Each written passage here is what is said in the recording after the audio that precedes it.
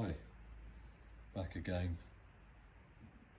I I think I mentioned before that I had my busiest work week ever last week.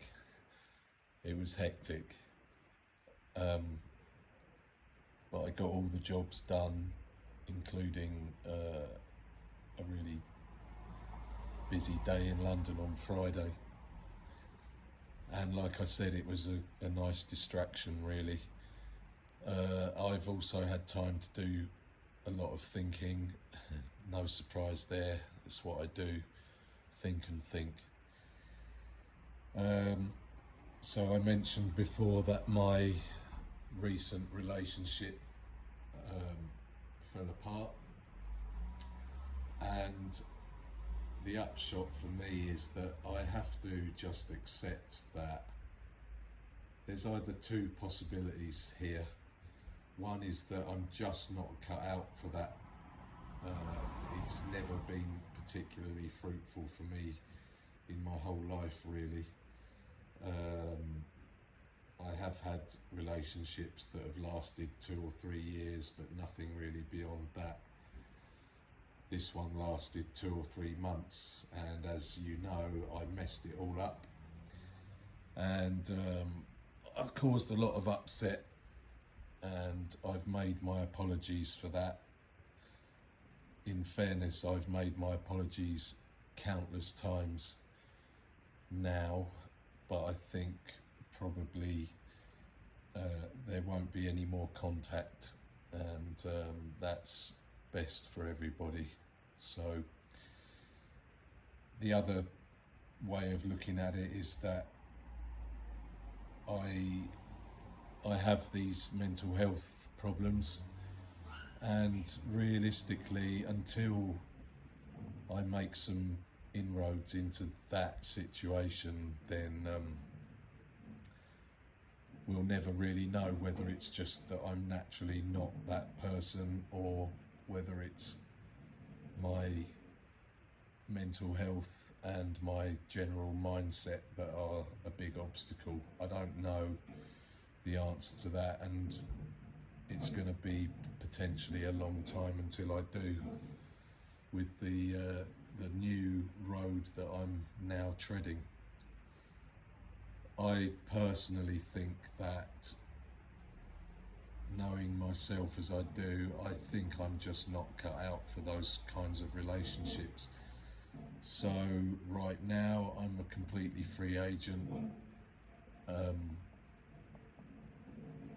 and that's going to stay that way for the foreseeable future.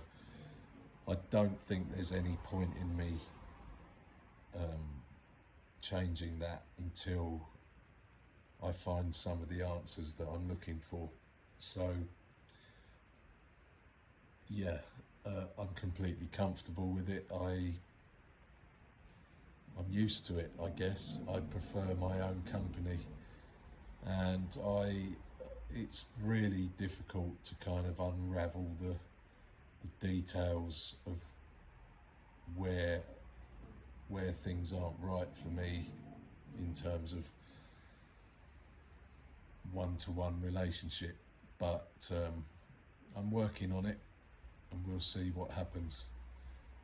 I am a thinker, I am a deep thinker, and I've been doing a lot of that recently, obviously taking stock, looking at myself, looking hard at myself. I am probably the most self-critical person I know, so you can imagine that I'm diving in fairly deep into what is actually going on with me, and what's making me tick, and what has made me tick. But the past week, actually, I've been relatively calm and on an even keel, and so some of the thinking that I've been doing goes all the way back to some of my first memories, actually, and it's a real balancing act, because I don't want to blame everything on my state of mind. It's too easy to do that. It feels lazy to me. But there are signs for me that there are strong links between how my life has panned out and how my mind works, especially in terms of social interaction and just my general thoughts on life, the universe and everything, if you like. I've had one or two interesting conversations in the last week as well. I'm not going to name any names, but I've been told some home truths. I've told myself some home truths, and it's all part of the process, I think. In order to be able to face things and confront these issues, I think you first of all need to be brutally honest with yourself, and I can be that, and I have been that. So some of the things I've discovered are I'm just different to the mainstream, and I'm not saying that as some kind of plus particularly, but it's important to accept who you are and what you are, and also who you're not and what you're not. So yeah, I've been doing some of that. On a lighter note, it's been a funny summer. There's been so much going on in terms of sport and things that I like, things that I can just zone out with. Like I said before, I haven't seen a massive amount of the Olympic Games, but what I have seen has been just tremendous, really. Some of the Great Britain competitors have been really unlucky, it has to be said, but some have been fantastic. They've all been fantastic. It's a great thing to be competing at the very, very highest level. Is an achievement in itself, and there's been some really great moments. Keely Hodgkinson, I think that's her name, Keely Hodgkinson, winning the 800 metres, fantastic. It was just a great moment, very enjoyable, great to watch.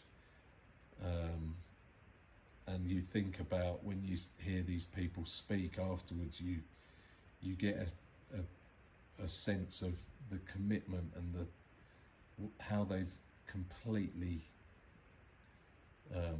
donated their entire existence to what they're trying to do, and I think there's lessons in that for everybody. I know it's only sport and we have to keep a perspective and keep it in context, but if those people can inspire plebs like you and me to have that kind of tunnel vision, if you like, and focus and desire and drive, and that will to never give up and take it as far as you can in whatever you do, it's a great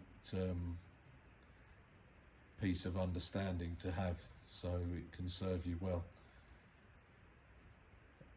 My week ahead is also very busy. Tomorrow I've got to go and do a toolbox talk in East London. That's the start of my week. Lots of site visits. The toolbox talk is about the use of seat belts in plant. Unfortunately, one of the guys on this site managed to get himself what's called an enhanced yellow card, because the machine he was using was parked up, but the site manager saw it with the seatbelt plugged in. Clearly the guy had been sitting on the seatbelt and not actually using it, so I need to go and remind all these guys what their commitments are, and yeah, that's the start of my week, and it will go on from there. Have a great day.